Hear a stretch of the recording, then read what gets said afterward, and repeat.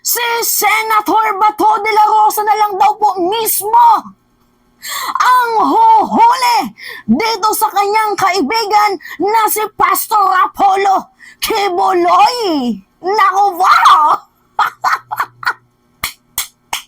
Mukhang nagbago ang ihip ng panahon at ng hangin. Anyari? Alam nyo guys nung pinanood ko yung press conference ni Senator Bato de la Rosa, ako ay nagulat. Nagaling na mismo sa kanyang bibig na siya na daw mismo guys ang huhuli dito sa kanyang kaibigan na si Apollo Kibuloy.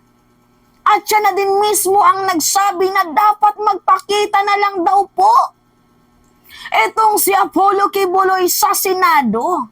Pero bibigyan niya daw po ito ng assurance na wala daw pong makakagalaw sa kanya. So, pinoprotektahan pa din at the end of the day ni Bato de la Rosa. Pero guys, ang ganda ng changes. Dahil sinabi po ni Senator Bato de la Rosa na siya daw mismo ang huhuli dito kaya Apollo Kibuloy kung sakaling hihingiin po ng Philippine National Police itong kanyang tulong. Anyari? Kasi guys, itong si Apollo Kibuloy, masyado din talagang matigas.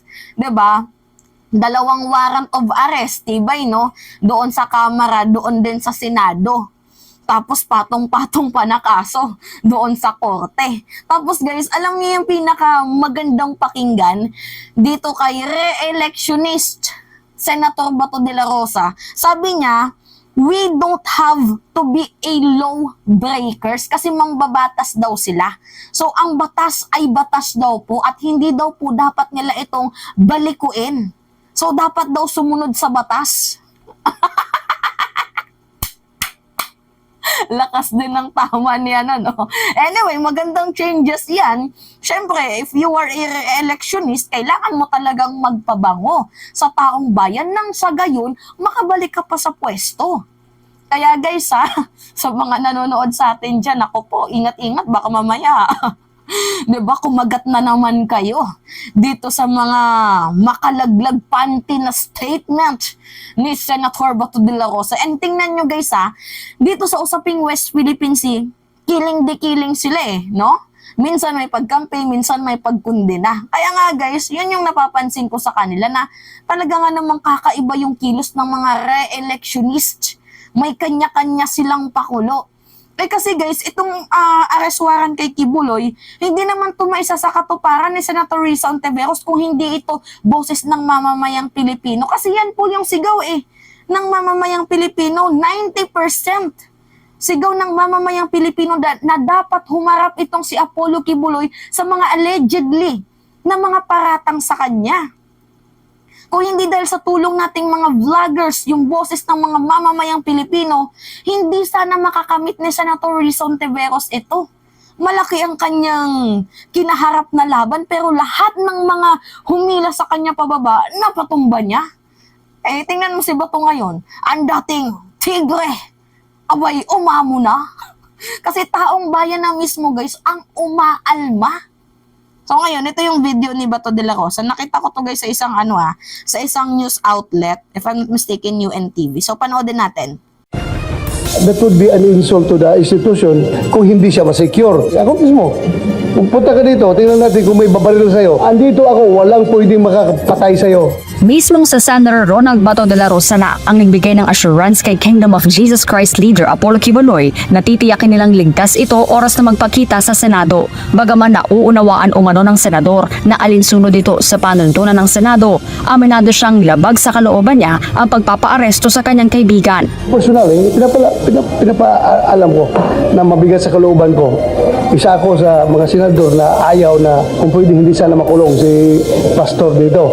We have some reasons. At the end of the day, we are legislators, so we don't have to be lawbreakers. Ngunit paglilinaw ni Senator Bato, seguridad at hindi kustodiya ang handa niyang ialok kay Kibuloy.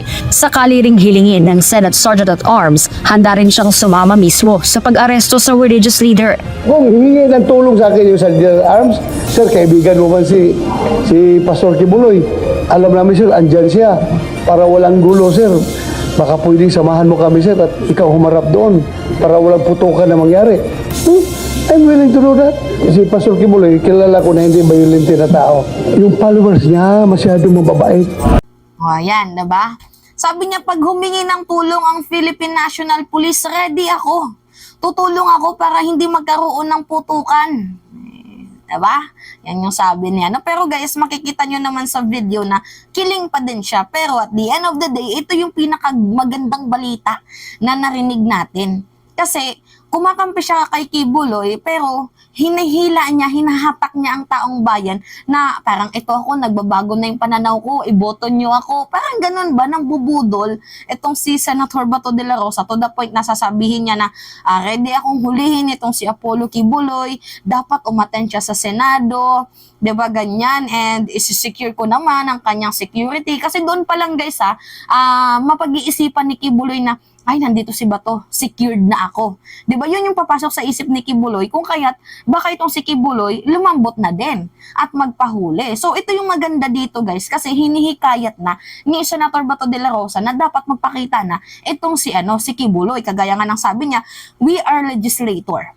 So, mga mambabatas kami and we don't need to break the rules. So, hindi namin kailangang baliin ang mga batas. So, magandang improvement to guys na galing na mismo sa bibig ni Senator Bato de la Rosa. Although yung kanyang komento 50-50, 50-50 sa taong bayan, 50-50 dito kay Kibuloy, pero mas lamang tayo ng konting points lang dahil sinabi na mismo ni Kibuloy na dapat sinabi na mismo ni Senator Bato de la Rosa na bibigyan niya ng seguridad si Kibuloy para nang sa gayon umattend na siya dito sa Senado. Kung sakali mang arestuhin man siya, ay hindi na siya manlaban.